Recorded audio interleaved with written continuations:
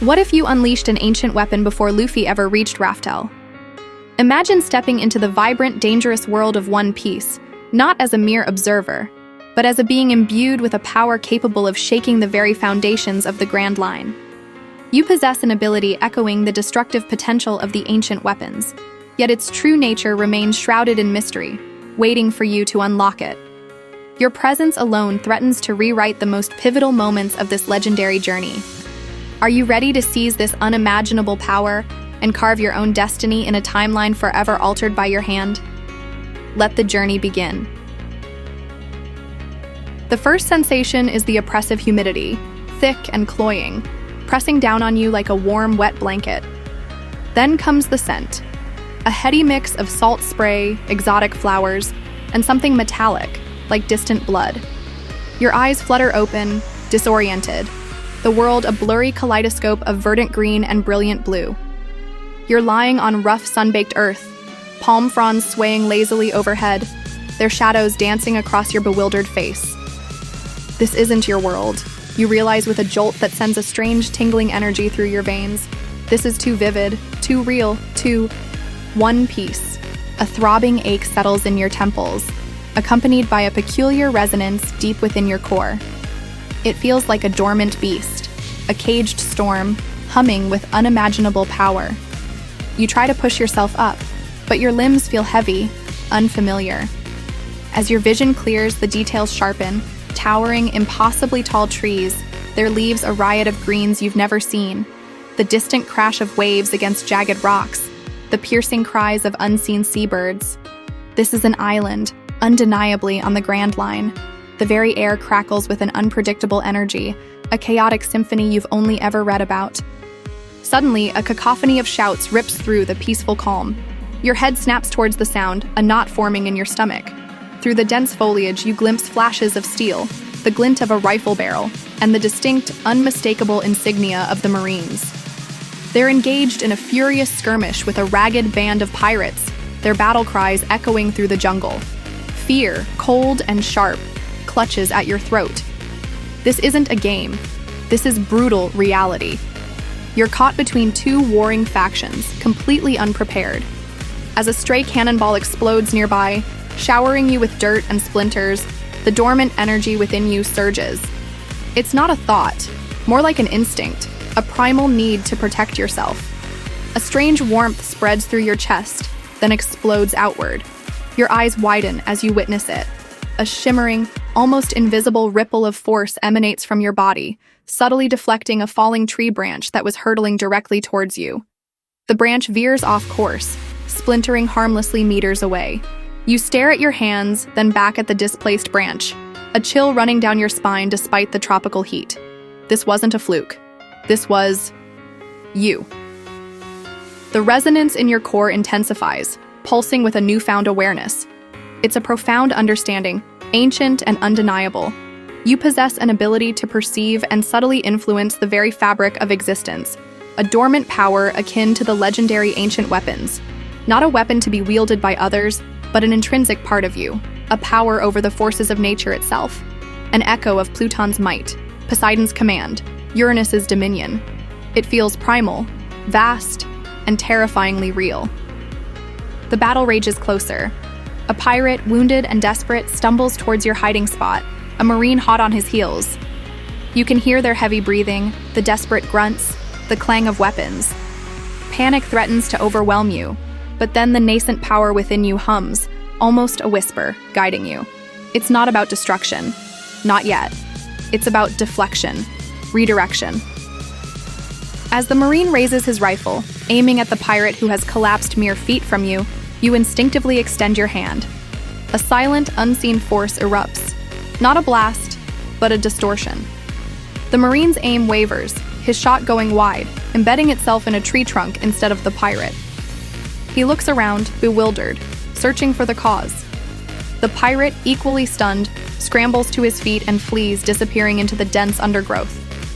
The Marine, still confused, shakes his head and presses on, chasing after his quarry. You remain frozen, breath held, adrenaline coursing through your veins. You've done it. You've used it. Your power, crude and unrefined, has manifested. The sensation is both exhilarating and terrifying. It's not just a subtle nudge, it's a tangible influence on the world around you. This isn't just an alternate timeline. It's your timeline now, and you are no longer a passive observer. The implications are staggering, a monumental weight settling on your shoulders. This power, this echo of the ancient weapons, could reshape everything. But to what end? You don't know its full extent, its true potential, or the price it might demand. The humid air suddenly feels heavier, laden with the weight of destiny. You have a choice to make, a path to forge, and the grand line stretches before you, waiting for your impact. The raw power humming beneath your skin is a constant, almost overwhelming presence. After that first accidental deflection, you retreated deeper into the jungle, the echoes of the marine pirate skirmish fading into the distance. You spent hours trying to understand what had happened, experimenting cautiously. A subtle twitch of your fingers could cause leaves to rustle unnaturally. A focused thought could create a fleeting ripple in the air, distorting light for a split second. This wasn't telekinesis, not exactly. It felt more like a manipulation of fundamental energy, a gentle coaxing of the world's natural flow. The potential felt limitless, yet terrifying. What if you lost control? What if this ancient weapon within you became truly destructive? The fear of its power was almost as potent as the power itself. Days blurred into a routine of cautious exploration and even more cautious experimentation. You learned to discern the subtle currents of the Grand Line's unpredictable weather patterns, to sense the underlying geological stability of the ground beneath your feet. Your abilities, though still rudimentary, were slowly evolving from chaotic surges to controlled whispers. You subsisted on strange, sweet fruits and fresh rainwater, guided by an innate sense of direction that felt less like intuition and more like a subconscious awareness of the planet's magnetic fields. You were a stranger in a strange land, burdened by a power you barely understood, yet compelled to survive. One sweltering afternoon, a peculiar sound drifted through the dense canopy, a frantic, high-pitched bleating, followed by the distinctive clop-clop of wooden hooves. Intrigued, and despite your lingering fear of encountering more danger, you followed the sounds. They led you to a small, secluded village nestled in a clearing. And there he was. Tony Chopper, his pink hat a beacon of hope, frantically tending to a group of villagers suffering from a mysterious, rapidly spreading fever. He was in his brain-point form, his tiny hooves working with incredible speed and precision, his brow furrowed with intense concentration and worry. You watched from the shadows, a strange mix of awe and melancholy washing over you. This was real. These were the characters you knew, facing real struggles. Chopper, earnest and dedicated, was struggling to gather the right herbs, his supplies dwindling. A young girl, her face flushed with fever, coughed weakly, her mother weeping by her side. You felt a pang in your chest. You had the power to change things, perhaps. But how? Direct intervention felt too risky, too obvious. You were still grappling with the sheer scale of your abilities. Then, an idea sparked. It wasn't about unleashing a destructive force, but about a gentle, precise application. You focused on the small patch of forest behind Chopper, where the specific medicinal herbs he needed were known to grow sparsely. You pictured their life force, their growth, and with a silent, concentrated effort, you willed the subtle energies of the earth to nourish them, to accelerate their growth just enough. You weren't creating something from nothing. You were amplifying what was already there. Minutes later, Chopper, sighing in frustration, began to scour the area for more herbs. His eyes, wide with surprise, landed on a patch of the very herbs he needed, thicker and more vibrant than they should have been. He gathered them quickly, his usual worried expression replaced by a look of bewildered relief. You felt a surge of quiet satisfaction. You hadn't revealed yourself, but you had helped. You had used your power for good, subtly, without fanfare. It was a powerful lesson. Your ancient weapon wasn't just about raw might. It was about precision, nuance, and the will behind its use. The next few days, you continued to observe the Straw Hats from a cautious distance. You witnessed their camaraderie, their unyielding spirit, and their unwavering dedication to each other. You saw Luffy's infectious optimism, Zoro's stoic loyalty, Sanji's chivalry, Usopp's bravery in the face of fear, Robin's quiet strength, and Frankie's eccentric genius. And then there was Nami, her navigator's instincts almost a power in themselves, her quick wit and fierce protectiveness of her friends shining through. Your internal struggle intensified. You felt the destructive potential of your power, a low thrum that sometimes threatened to overwhelm you. It was a constant whisper, urging you to unleash it, to solve problems with overwhelming force. But watching the Straw Hats, seeing their humanity, their struggles, their unwavering belief in each other, reinforced your growing resolve. This power, this echo of the ancient world, was not meant for mindless destruction. It was a tool, and like any tool, its purpose was determined by its wielder. Then came the moment that solidified your path. A rogue group of Marines, detached from the main force, stumbled upon the village, mistaking it for a pirate hideout. They began to indiscriminately fire upon the fleeing villagers, innocent people caught in the crossfire. Chopper, abandoning his medical duties, transformed into Heavy Point, desperately trying to shield the terrified children. You saw the terror in his eyes, the sheer helplessness of his small, transformed body against the overwhelming firepower. Without a second thought, the decision was made. The power surged, not violently, but with a controlled, directed intensity. You focused on the incoming cannon fire, on the trajectory of the bullets. A subtle, almost imperceptible distortion formed in the air, just enough to slightly alter their paths. They still hit, but not directly where aimed, impacting the ground or nearby trees instead of the fleeing villagers. A few small localized explosions erupted, but the casualties were miraculously avoided. The Marines, bewildered by their suddenly inaccurate shots, paused, looking around in confusion.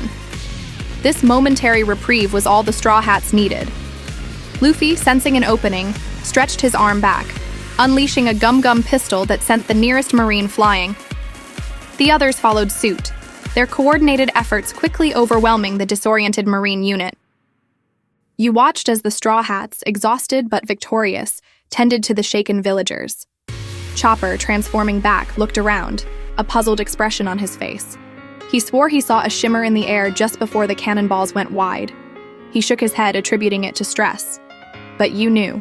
You had done it. You had used your power, not to destroy, but to protect. The ancient weapon within you, a force capable of unimaginable devastation, had, for the first time, been wielded as a shield. The fear hadn't vanished, but a new, profound sense of purpose had taken root. You were not a destroyer. You were a guardian. And this newfound conviction would guide your next steps. The subtle shift in the Marines' attack had gone unnoticed by most, a mere anomaly in the chaos of battle. But you, watching from the periphery, felt the immense drain on your nascent power. It was like pulling a heavy, unseen curtain across the world, redirecting force without physically touching it. The experience left you utterly exhausted, but also invigorated. You had helped. You had changed something.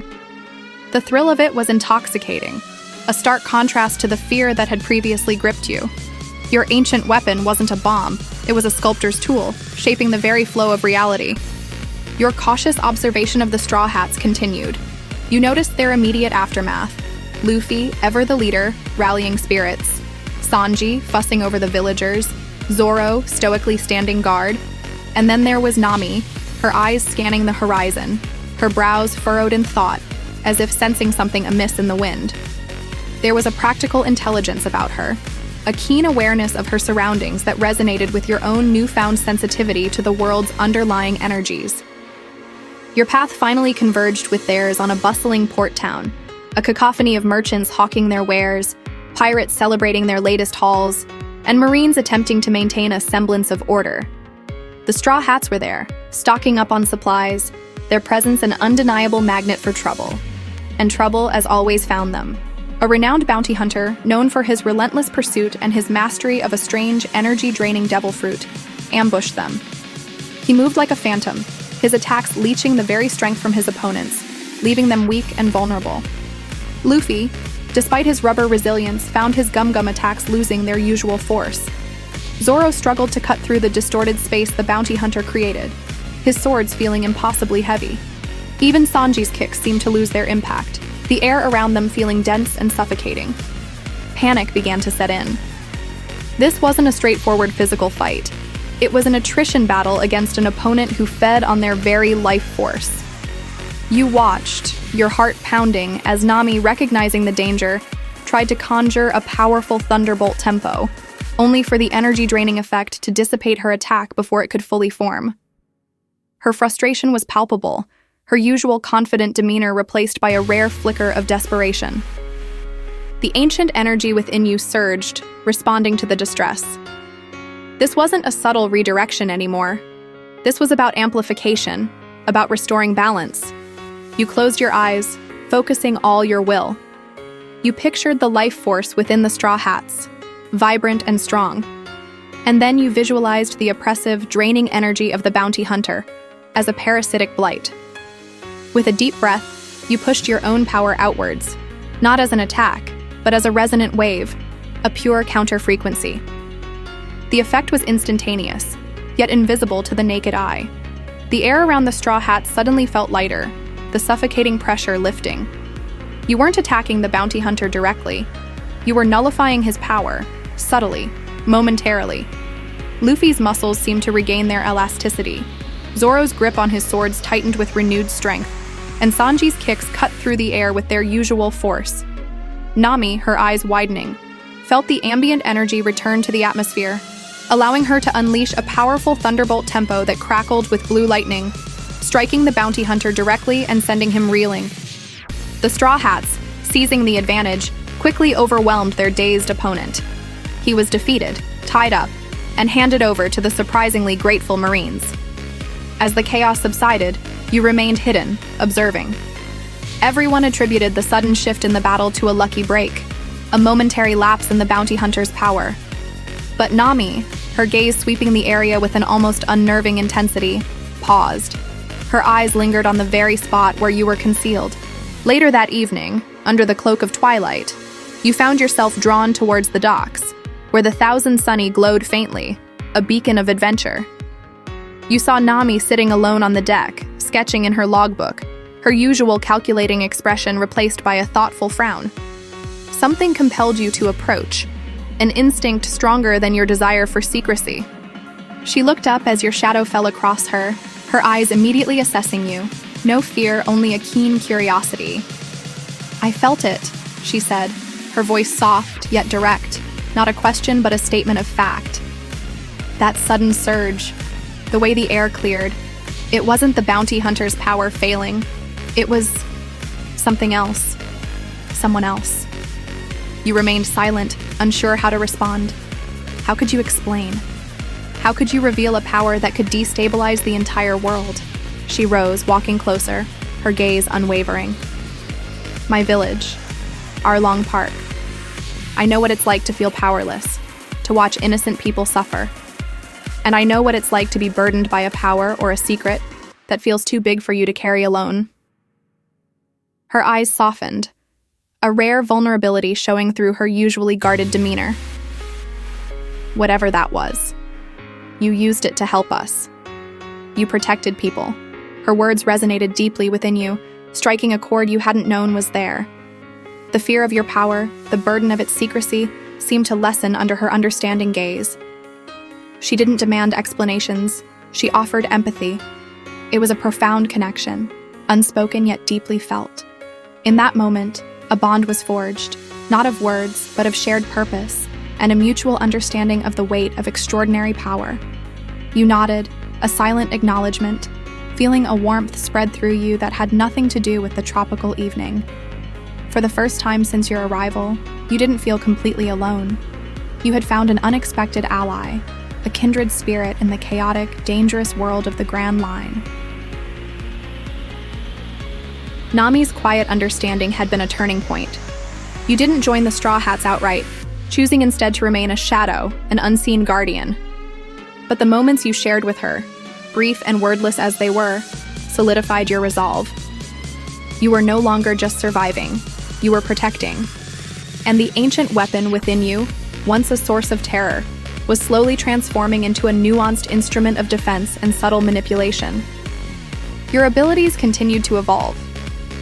You discovered you could not only amplify or nullify, but also subtly redirect, not just physical forces, but also environmental energies, You learned to sense the intricate flow of currents, the subtle shifts in wind patterns, and even the minute vibrations of the earth. This wasn't raw power. It was akin to conducting an invisible orchestra, coaxing the world to harmonize with your intent. Your unique presence began to subtly ripple through the Grand Line. You found yourself on an island caught in the grips of a devastating drought, engineered by a rogue pirate crew using weather-controlling technology. Normally, this would be a protracted battle, culminating in a destructive clash with Luffy's raw power. But you saw an alternative. While the Straw Hats engaged the pirates, distracting them, you moved unseen. You focused your power, not on destroying the weather machines, but on their very function. You felt the chaotic energy they were siphoning from the atmosphere, twisting it to their malevolent will. With a surge of concentration, you began to reverse the flow, subtly manipulating the air currents, encouraging nascent rain clouds to form, to gather density. It was like gently nudging a colossal, invisible switch, allowing the natural order to slowly reassert itself. The change wasn't immediate, but it was perceptible. The oppressive heat began to lessen. A gentle breeze, cool and moist, swept through the parched landscape. The pirates, initially oblivious, grew increasingly agitated as their weather control became erratic, then ineffective. Luffy, sensing the shift, capitalized on their confusion, delivering a decisive blow that dismantled their operation. As the first gentle drops of rain began to fall, pattering softly on the dusty ground, the villagers emerged, their faces etched with disbelief and then overwhelming joy. Nami, her weather instincts unparalleled, looked up at the sky, a quizzical expression on her face. This wasn't her doing, yet the weather had shifted precisely as it needed to. She glanced around, her eyes seeking, almost knowing, your hidden presence. This was the profound butterfly effect of your actions. You hadn't unleashed a destructive force. You had orchestrated a solution. The battle was won with minimal collateral damage, lives were saved, and the ecosystem of the island began its slow recovery. The Straw Hats, unknowingly, had been aided by your unique form of intervention, their path made smoother, their victories more impactful with less devastation. Another time, you found yourself on an island under siege by a highly destructive marine battleship, its cannons relentlessly bombarding a coastal town. The Straw Hats were already engaged, attempting to disable the massive vessel. The sheer firepower of the battleship threatened to level the entire town, innocent civilians caught in the crossfire. This was a scenario where even Luffy's strength might not prevent widespread destruction. You knew you couldn't directly destroy the ship without revealing the full, terrifying scope of your power. Instead, you focused on the physical structure of the vessel, on its very integrity. You began to subtly manipulate the stress points in its hull, amplifying the natural vibrations of its massive engines, subtly weakening its joints. It was like inducing a slow-motion structural fatigue. Simultaneously, as the cannons roared, you focused on the projectiles themselves, not stopping them, but ever so slightly, minutely, altering their trajectories. Shells that would have annihilated homes now struck vacant lots or harmlessly plunged into the sea. The ship's accuracy became wildly erratic, its devastating barrages reduced to a futile, scattered assault. On the deck of the Thousand Sunny, Usopp, aiming his slingshot with desperate precision, noticed the enemy ship groaning under an invisible strain. "It's shaking!" he yelled, bewildered. Zoro, sensing something amiss, grunted, "Something's off about their aim." As the battle raged, your sustained exertion began to take its toll. Your muscles ached, your head throbbed, but you pushed through.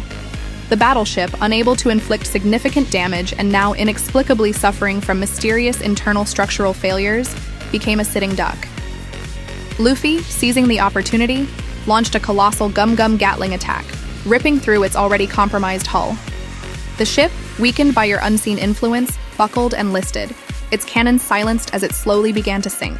You watched as the Straw Hats celebrated, unaware of the unseen hand that had tipped the scales so decisively in their favor. The town, though damaged, was saved from utter annihilation. Your ancient weapon was not a conventional weapon. It was a force of intricate control, a subtle manipulation of the world's very fabric. You had turned the tide, not with a roar, but with a whisper, proving that true power lay not just in destruction, but in the intelligent, strategic foresight to prevent it. Your actions had fundamentally altered the outcome, ensuring that the Grand Line would continue its tumultuous journey, but with fewer scars, thanks to you. The constant, low thrum of your power had become a familiar companion, a second heartbeat beneath your skin. You were a master of subtle influence, a ghost in the machine of the Grand Line, guiding events from the shadows. The Straw Hats, though unaware of your direct intervention, thrived under your unseen support. They were stronger, their victories achieved with less hardship, their journey progressing with a surprising, almost uncanny ease. But your unique abilities, even when used subtly, could not remain entirely concealed. The ripples of your presence, however faint, were beginning to be felt by those who paid close attention. The world government, ever vigilant against anything that threatened its iron grip, started noticing anomalies. Ships that sank without a trace, battleships that buckled under inexplicable internal stresses, weather patterns that defied logic, all pointed to an unseen force. Whispers of a new, unknown power began to circulate among the five elders, their ancient faces etched with a familiar fear. The return of an ancient weapon. They didn't know it was you, a single individual, wielding a nuanced form of power. They envisioned an object, a destructive force to be contained or exploited. Their focus shifted, their vast intelligence network now relentlessly searching for this perceived threat. You sensed their intensified scrutiny, a growing pressure like an unseen net slowly tightening around the Grand Line. They were looking for something grand and explosive, a cataclysmic event. What they would find, if they found you, was far more insidious, a power that could dismantle their control from within, a power that defied their understanding of force. You found yourself at a crossroads. The Straw Hats were approaching a critical juncture in their journey, a path that would inevitably lead them into direct confrontation with the world government's most formidable forces. Your quiet assistance had been invaluable, but a grander challenge loomed, one that your subtle manipulations might not be enough to counter. You stood on the deck of the thousand sunny one starlit night, your presence still a secret to most of the crew, save for Nami. She joined you at the railing, gazing out at the endless sea, her silhouette etched against the shimmering moonlight. "The winds feel different," she murmured, her voice barely a whisper. "Stronger. Like a storm is coming, but also like a new direction." She turned to you, her eyes reflecting the starlight, piercing and perceptive. "Whatever you're doing, it's making waves, isn't it? Bigger waves than you think." Her words were a confirmation of your deepest fear and your growing conviction. You could continue your silent support, hoping your subtle interventions would be enough to guide the Straw Hats through the coming maelstrom. But the world government's relentless pursuit, their misinterpretation of your power, threatened to engulf innocent lives, to disrupt the very balance of this world you had come to care for. A difficult choice presented itself, heavy with the weight of consequence. Option 1, remain the Shadow Guardian. You could continue to travel with the Straw Hats, your presence unseen, your power subtly reinforcing their efforts. You would act as their invisible shield, their silent strategist, ensuring their path to Raftel was as clear as possible. This meant constantly evading the world government, always one step ahead, using your powers to misdirect, to obscure your trail, to make the Straw Hats seem like an impossible force to pin down. Your emotional connection with Nami would deepen, a silent pact of understanding as you navigated the increasingly dangerous waters together. You would be their constant, unwavering support, ensuring their canon journey, though altered, reached its destined conclusion, but with a lingering sense of threat from the world government.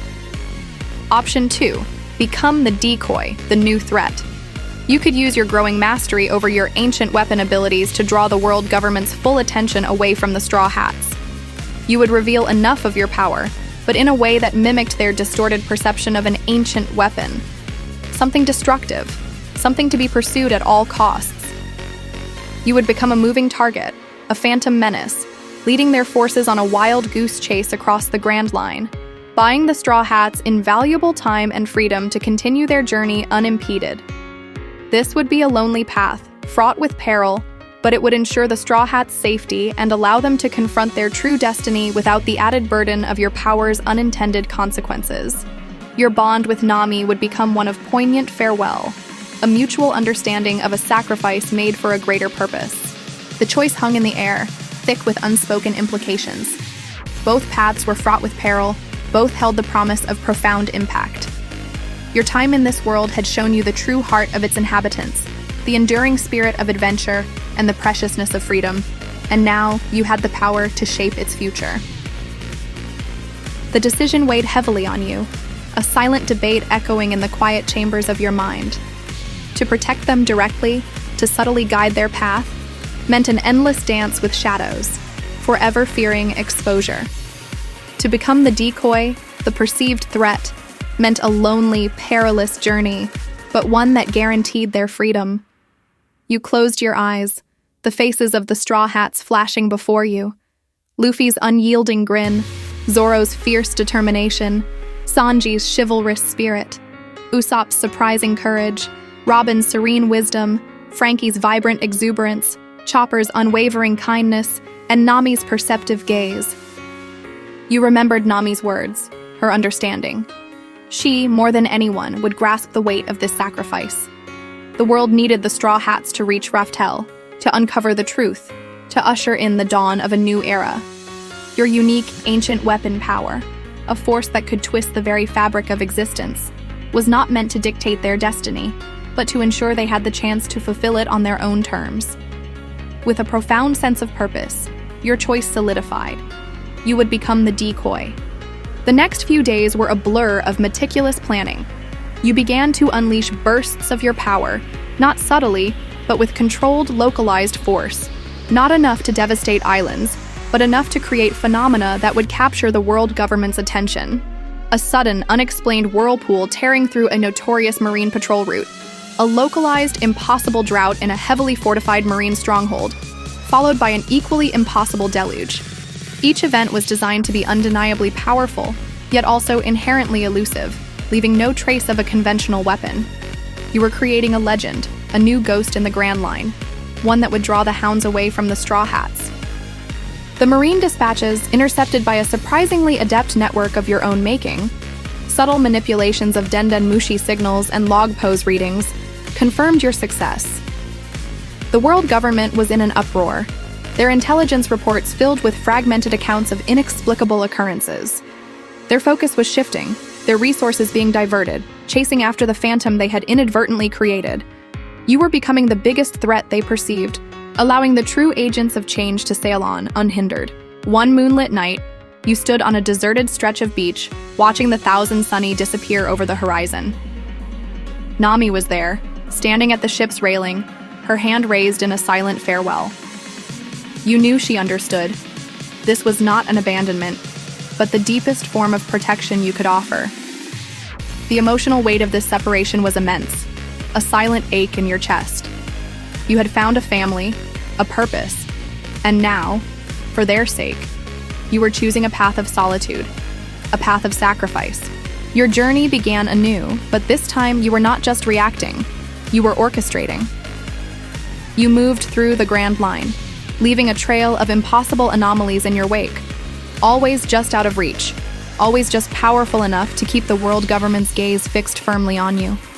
You saw the headlines in the World Economic Journal. Mysterious force terrorizes Grand Line. Ancient weapon resurfaces? The fear and confusion in their reports were a testament to your success. The Straw Hats, meanwhile, continued their adventure. Unburdened by the relentless pursuit that would have been theirs, they faced their challenges head-on, growing stronger, their bonds deepening, their laughter echoing across the seas. You felt it, a faint connection through the altered currents of the world, their unwavering spirit, their march towards destiny. You had given them the ultimate gift, the freedom to become the legends they were always meant to be, without the constant shadow of your profound power distorting their path. Your journey was one of perpetual motion, a dance of evasion and carefully calculated displays of power. You became a living myth, a whispered fear in the hearts of the corrupt, a silent guardian of the world's true hope. The ancient weapon within you was no longer a burden, it was your chosen destiny, a unique force wielded not for dominion, but for freedom. Your actions had fundamentally rewritten the unwritten future. The Grand Line still held its dangers, its mysteries, but the path to Raftel was now clearer, the dawn of a new era, brighter. You had changed everything, not with a clash of titans, but with a series of deliberate, strategic whispers, ensuring that the Straw Hats, and the world they sought to liberate, would face their future unhindered, a testament to the quiet power of a single choice. Your journey through this altered timeline has been one of immense power and profound sacrifice, shaping the very currents of the Grand Line. What choice would you have made to protect the Straw Hats? Let us know below. Like, share, and subscribe for more immersive One Piece stories.